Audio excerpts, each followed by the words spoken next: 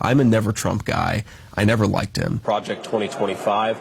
I reviewed a lot of it. There's some good ideas in there. We need to help Donald Trump get across the finish line. It's all about getting him elected president. And I'm not a Trump supporter. I didn't vote for Trump. I've criticized a lot of Trump's rhetoric, and I'm not a big fan of some of the things that he says. The biggest problem Trump had during his first term, guys, is you had a lot, and I hate to say it, of congressional Republicans who actually refused to support the agenda. They were stabbing him in the back in private. I know Donald Trump. He cares about this country. He wants to run for president to make it better, not to install himself as some sort of dictator. It's just ridiculous, Brendan. A video has surfaced of JD Vance a couple of days before he was selected as VP. And guys, I gotta tell you, I really like this guy.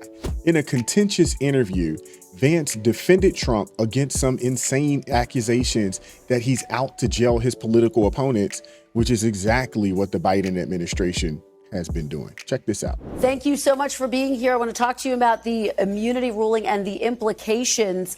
This is what Donald Trump said last year about wanting to target his political opponents. Take a listen. I will appoint a real special prosecutor to go after the most corrupt president in the history of the United States of America, Joe Biden, and the entire Biden crime family. Senator, if former President Trump were to win, if you were to be his vice president, would you support him appointing a special prosecutor to go after his political enemies, the Bidens?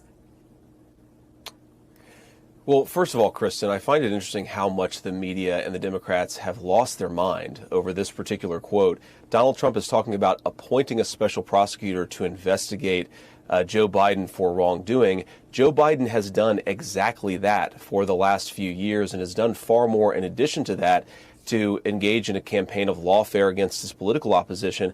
I think what Donald Trump is simply saying is we ought to investigate the prior administration. There are obviously many instances of wrongdoing. The House Oversight Committee has identified a number of corrupt business transactions that may or may not be criminal. Of course, you have to investigate to find out. So I think Donald Trump saying, look, let's do the basic work of investigating wrongdoing is a totally reasonable thing for him to do. And frankly, the Biden administration has done far worse. So if you think that what Donald Trump is proposing is a threat to democracy, isn't what Biden has already done a massive threat to our system of law and government? Senator, just to be very clear, though, Joe Biden didn't appoint a special prosecutor. The Attorney General did that. Trump was indicted by grand juries. He was found guilty by a jury of his peers in New York. But can we just go back to the core question here? Would you support him taking such an action? It sounds like you're saying, yes, you would.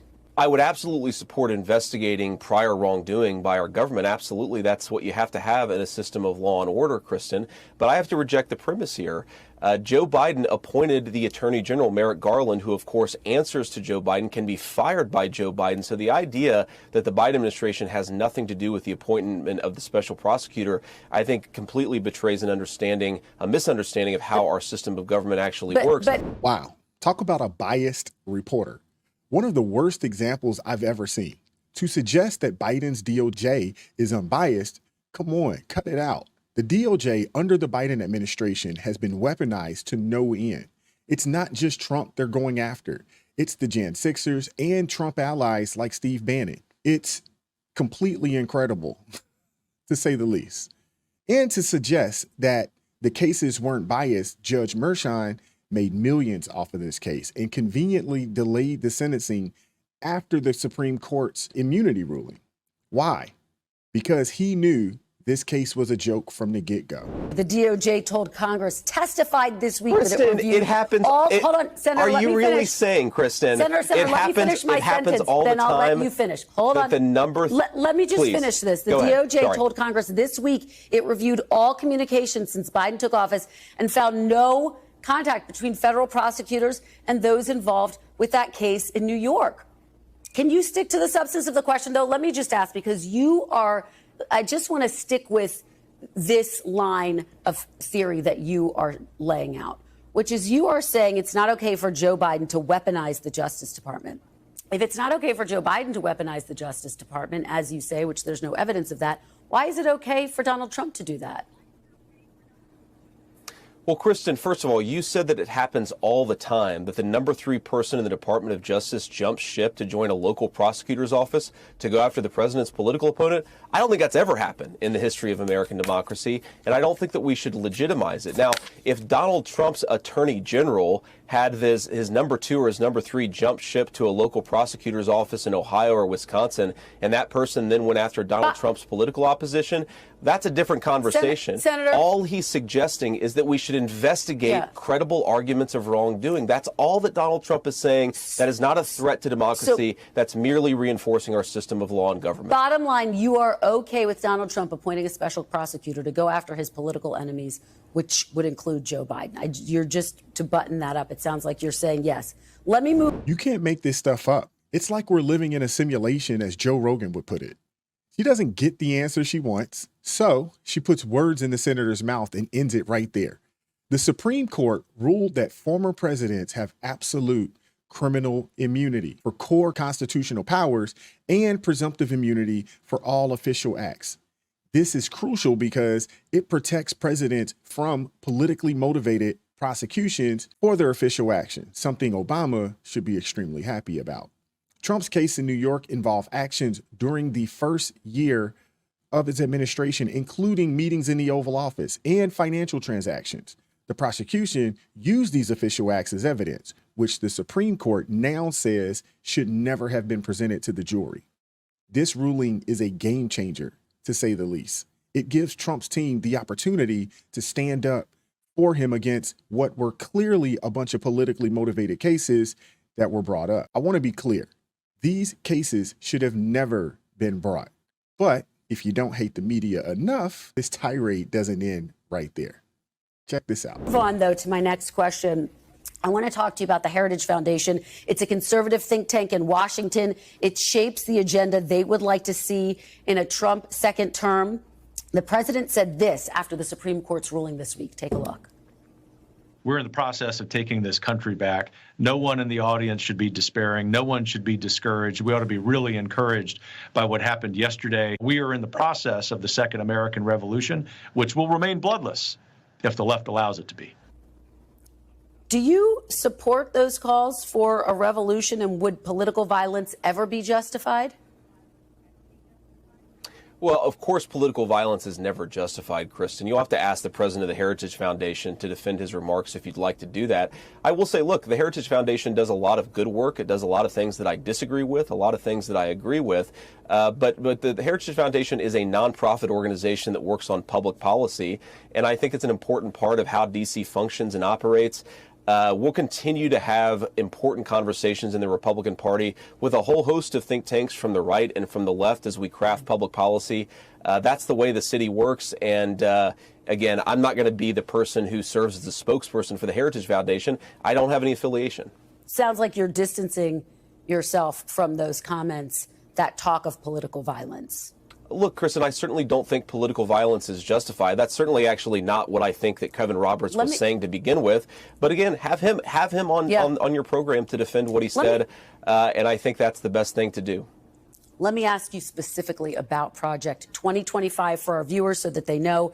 It's basically a policy blueprint for a second Trump presidency. It's supported by the Heritage Foundation and other conservative groups. The Biden campaign has said Project 25, quote, should scare every single American. It would give Trump limitless power over our daily lives. Among the things they are calling for is reversing approval of the abortion pill, mifepristone. But Donald Trump says he supports access to that pill, actually. Do you support access to abortion medication as Donald Trump does? Well, Kristen, you asked about Project 2025, and I want to be clear here.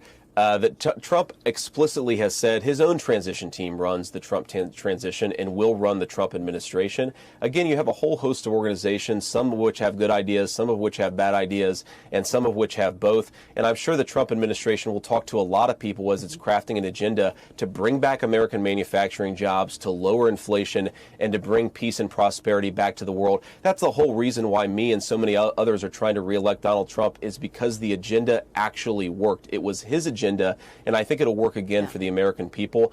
On the question of the abortion pill, what so many of us have said is that, look, we certainly don't, the Supreme Court made a decision saying that the American people should have access to that medication. Donald Trump has supported that opinion. I support that opinion. I think it's important to say that we actually have to have an important conversation in this country about what our abortion policy should be. Donald Trump is the pragmatic leader here. He's saying most abortion policy is going to be decided by the states. We want to make it easier and more affordable for young women and parents to have families to begin with. We want to lower housing costs, eliminate those surprise medical bills that so many families see after they have a baby. That's the Trump and Republican approach to this issue. Meanwhile, Joe Biden wants taxpayer-funded abortion up to the moment of birth. It's so crazy to me how the Democrats frame this as Republicans. Just let me finish, Kristen. They frame Democrats as being reasonable and pragmatic, when in reality, Republicans are the one trying to find some common ground here. As you know, very few abortions take place later in pregnancy, and almost always because there is a medical emergency. I know Trump is trying to distance himself from Project 2025, but we have to point out that a number of people who are involved with it are former Trump officials: Ben Carson, Peter Navarro, Russ Vought, and others. But just to be clear, you support mifepristone being accessible? Yes, Kristen, I do. But again, on the Project 2025 issue, what the media and the Democrats are trying to do is attach its most unpopular elements to the Trump administration. It's a 900-page document. I guarantee there are things that Trump likes and dislikes about that 900-page document, but he is the person who will determine the agenda of the next administration. All he said very explicitly is, I am in charge of the next administration because I'm the person running for president. It's just important to make that clarification. The media's reaction to Project 2025 is typical fear-mongering. They just want to paint any organized effort by conservatives as dangerous and extremist. For those unfamiliar with Project 2025, is an initiative by the Heritage Foundation, which Trump has not endorsed. Trump has his own platform, Agenda 47. I love how Vance doesn't take the bait, though. I'm really looking forward to those vice presidential debates against whomever it may be. Remember the good old days when reporters just wanted the opinion of a person they were interviewing. This is wild. This lady is a complete hack, and good on JD Vance for handling it so well. But let me know what you guys think. Like, share, subscribe to the channel. Drop me a comment down below. Consider joining the ARP family. It supports me, it supports the team, it supports the channel. It gives us the ability to do what we do on a day-to-day basis. I appreciate each person that has joined the ARP family thus far. God bless each and every one of you guys. Keep God first in your life. Stay prayed up, and I'm gonna catch up with you all next time. Peace.